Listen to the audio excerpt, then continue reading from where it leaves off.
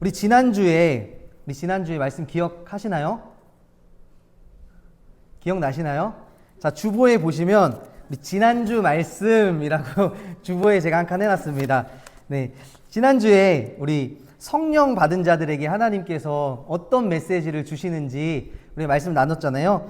사도행전 2장 21절 말씀에 누구든지 주의 이름을 부르는 자는 구원을 받으리라. 성령 받은 사람들에게 이 말씀을 주신다라고 말씀하셨습니다. 그래서 성령 받으면 막 방언하고 막 뜨겁게 막 이렇게 신앙생활하고 막 치유받고 막 쓰러뜨리고 이런 게 아니라 하나님께서는 성령 받은 우리에게 누구든지 주의 이름을 부르는 자는 구원을 받게 하라는 이 사명을 우리에게 주셨다라고 지난주에 우리 함께 말씀을 나눴습니다. 그런데 오늘 함께 읽은 말씀, 지난주의 말씀에 이어서 성령 받은 자들, 곧 성령 받은 자는 구원받은 자라고 말할 수 있겠죠. 이 구원받은 자, 성령 받은 자가 이 땅에서 증인된 자들로 살아갈 때 어떤 마음가짐으로 살아야 하는지에 대해서 오늘 본문 말씀을 통해서 우리가 함께 생각해 보려고 합니다. 오늘 함께 읽은 이 로마서 8장에서 바울은 하나님의 영, 즉 성령이 그리스도인들에게 어떤 영향을 미치는지를 설명을 하고 있는 말씀이 오늘 함께 읽은 말씀입니다. 이 바울이 로마서를 기록했잖아요. 로마서를 기록하면서 7장까지는 성령이라는 말을 단 3번밖에 사용하지 않습니다. 1장 4절에 보면 성결의 영이라는 단어를 사용하고 5장 5절의 말씀에 보면 성령이라는 말을 사용합니다. 그리고 7장 6절 말씀에 보면 영의 새로운 것이라는 말을 사용하고 있어요. 7장까지 성령을 단 3번밖에 말하지 않던 이 사도 바울이 8장에 오면 성령이라는 말을 무려 19번이나 사용을 하고 있습니다. 한글 성경에 보면 그보다 적은데요. 헬라어 원문으로 보면 19번이나 성령이라는 단어를 쓰고 있어요. 그래서 이 로마서 8장은 무슨 장이라고 할 수 있을까요? 성령장이라고도 할 수 있습니다. 성령에 대해서 말씀하고 있는 장이에요. 오늘 말씀 12절 말씀에 먼저 보시면 우리 12절 말씀 한번 보실까요? 12절 말씀에 보면 그러므로 형제들아 우리가 빚진 자로되, 우리 바울 선생님께서 우리에게 뭐라고 말씀하시냐면 우리가 다 어떤 자들이다 라고 말씀하시죠? 빚진 자들이다 라고 말씀하고 있습니다. 이것은 우리가 빚쟁이라는 거예요. 여러분 다 빚쟁이십니다. 아멘이십니까? 여러분도 빚쟁이세요. 어떤 빚을 진 사람일까요? 제가 예전에 대학교 다닐 때 학자금 대출을 몇 번 받은 적이 있어요. 여러분들 혹시 받으신 적이 있으신 줄 모르겠어요.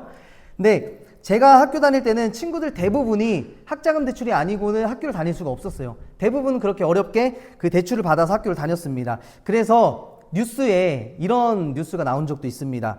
대학생들이 대학교를 졸업하는 동시에 뭐가 돼서 나온다?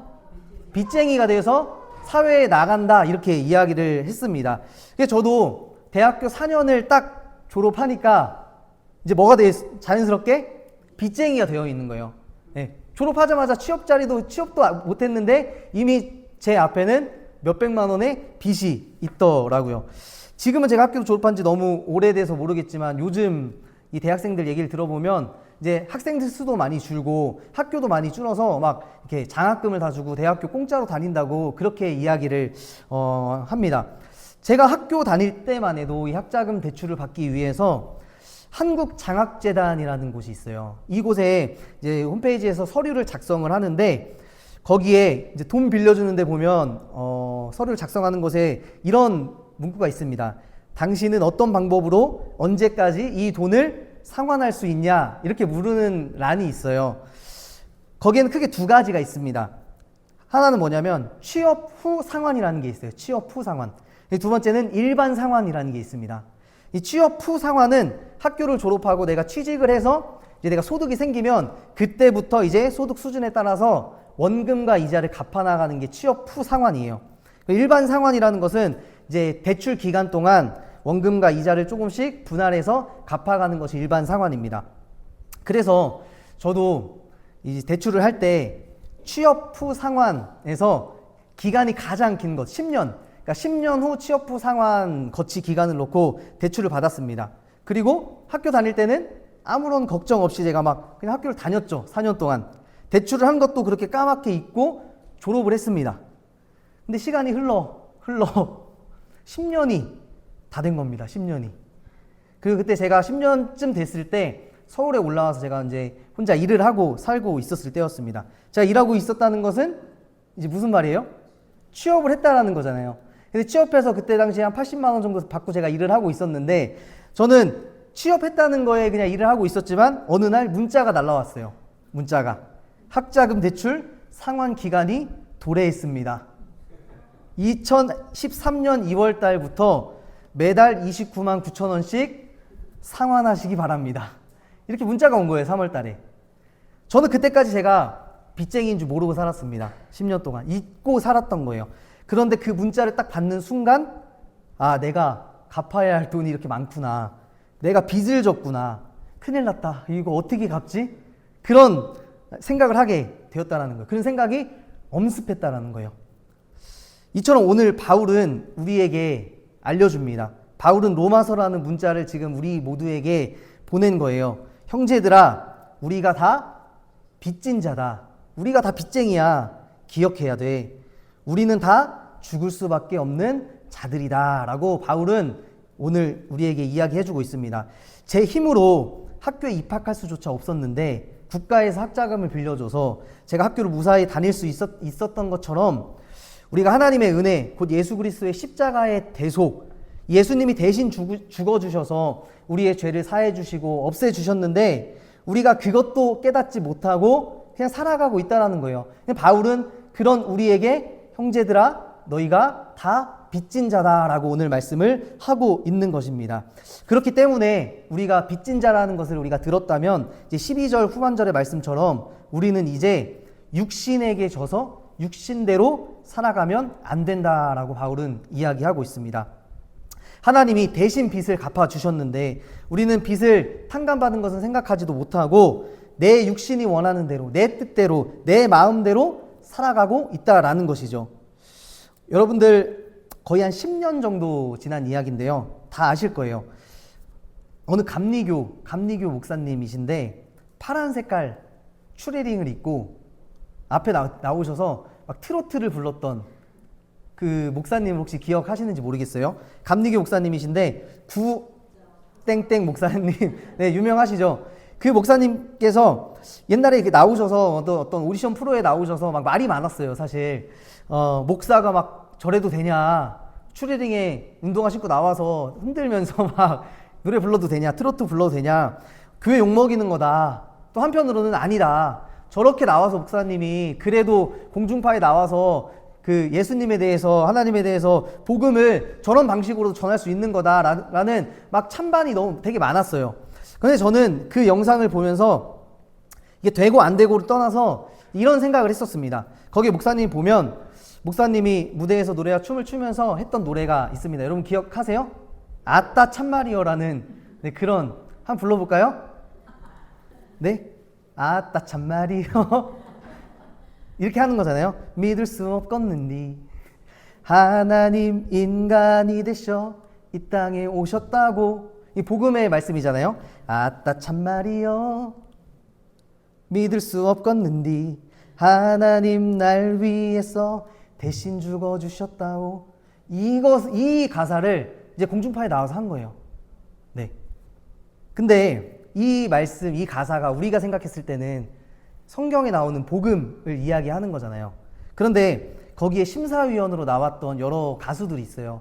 설 누구누구 가수도 있고 여러 가지 유명한 가수들이 있습니다. 근데 그 영상을 나중에 한번 가서 봐보세요. 어떤 화면이 잡혔냐면 2명의 젊은 남자 심사위원이 그 목사님이 앞에서 이렇게 부르시는 모습을 보면서 이렇게 막 비웃으면서 이렇게 이야기를 하는 겁니다. 한쪽에서는 그 목사님의 어머니가 막 눈 감고 기도하는 그런 모습이 잡혔어요.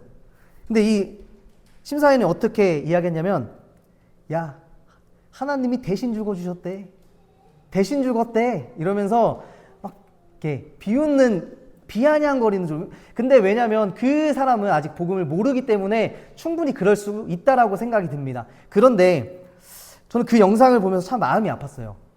하나님께서 우리를 위해서 십자가에서 대신 죽어주셨다는 이 복음이, 이걸 성령으로 깨닫지 못한 사람은 아, 저렇게 비웃으면서도 이야기할 수 있겠구나.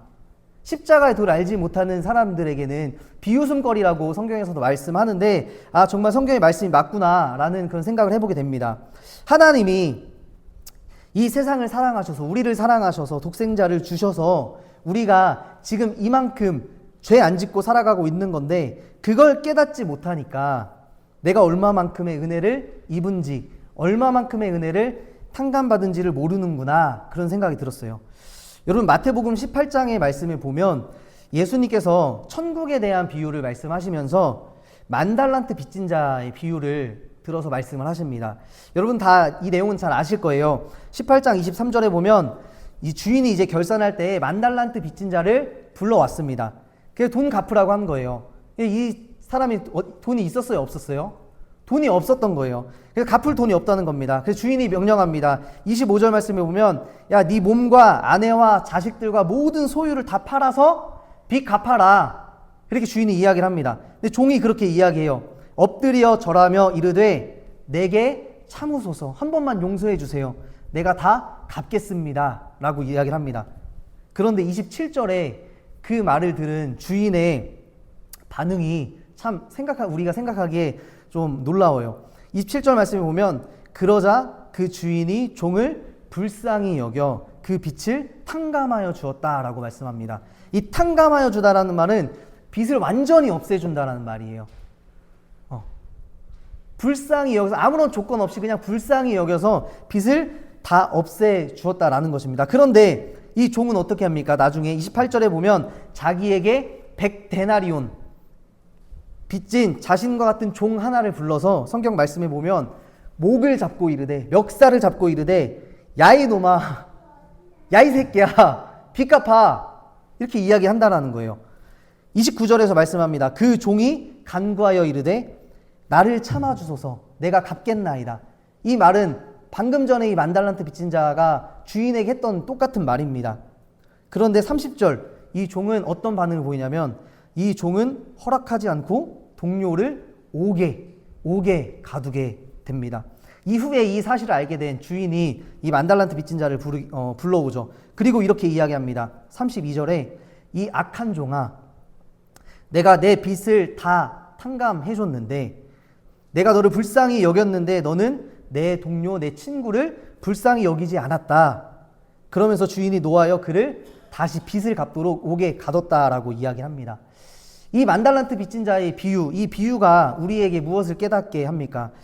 하나님이 우리를 불쌍히 여기셔서 우리의 빚을 대신 져주셨는데, 우리가 그 사실을 잊고 까맣게 잊고 만달란트 빚진 자처럼 우리의 형제를 용서하지 않고 또 내 육신에 져서 육신대로 행하고 살아가고 있다는 것을 우리에게 알려준다는 거예요. 그렇게 살아가면 반드시 우리에게 심판이 있다고 오늘 성경에서는 말씀하고 있습니다.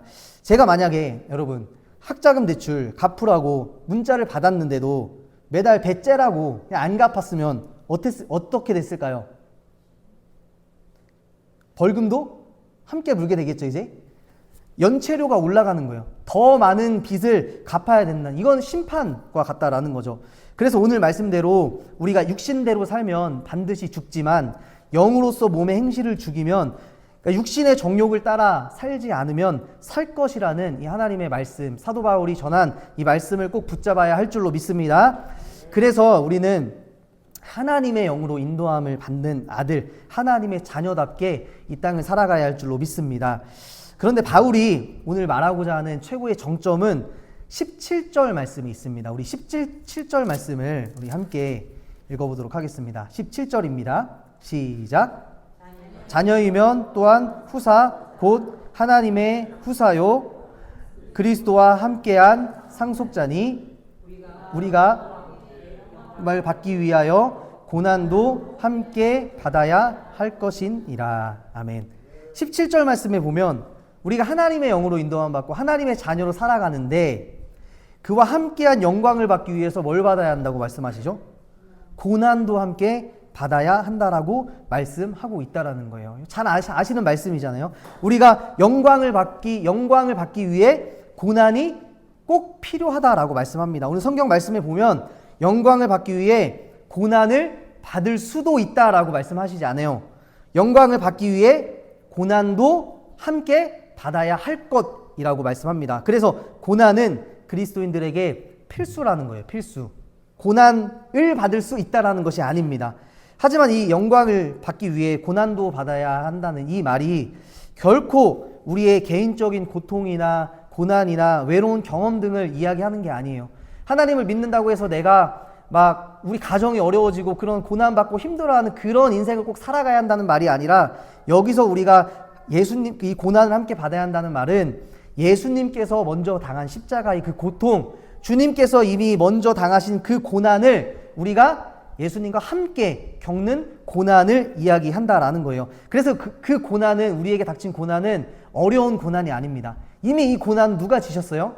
예수님께서 이미 빚을 갚아주셨다라는 거예요. 그런데 우리가 그 예수님과 함께 고난 받고 살아가는 것도 힘든 연약한 우리이기 때문에 바울은 우리에게 용기를 줍니다. 18절 말씀에 보면 너희들의 현재의 고난은 장차 우리에게 나타날 영광과 좋기 비교할 수 없도다 라고 이야기를 합니다. 예수님이 받으셨던 그 고난, 그 이후에는 예수님의 부활의 영광이 있었기 때문에 우리가 이것을 기억한다면 여러분들이 지금 받고 있는 이 고난, 예수 그리스도를 믿음을 통해서 받고 있는 이 고난은 부활과 같은 영광이 우리에게 있다라는 것을 꼭 믿으시기를 바랍니다.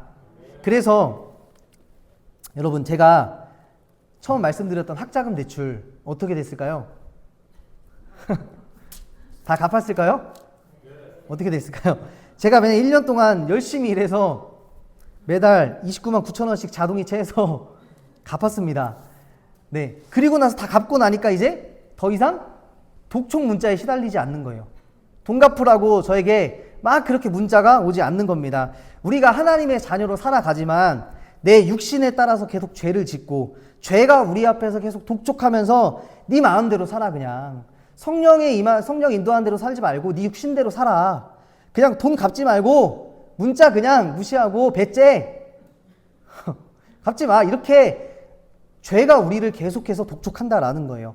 육신대로 살면 그렇게 우리를 유혹한다라는 것입니다. 그런데 예수 그리스도께서 우리를 위해서 십자가에 지신 그 짐 빚을 우리가 꼭 기억하시고 해결하셨다는 그 말씀을 우리가 기억하고 믿음으로 살아간다면 우리는 이제 죄에서, 사망에서 자유할 수 있다라는 것입니다. 오늘 말씀을 정리해보자면 우리가 다 빚진 자예요. 빚진 자. 빚진 자라는 것은 그 빚을 우리가 예수님이 우리의 빚을 갚아주셨다는 것입니다. 그것을 깨달았다면 우리는 그것을 믿고 육신대로 살아가는 것이 아니라 하나님의 영으로 인도함 받는 삶을 살아가야 할 줄로 믿습니다. 그것이 하나님 앞에 기뻐하시는 삶인 줄 믿습니다. 그래서 오늘도 여러분에게 닥친 이 고난이라는 그 시선을 고난이라는 데 주지 마시고 장차 우리에게 나타날 영광, 그 부활의 영광, 비교조차 할 수 없는 그 영광을 여러분들 믿음의 눈으로 바라보시고 늘 육신의 것보다 영으로 인도함 받는 한 주 되시기를 주님의 이름으로 소망합니다.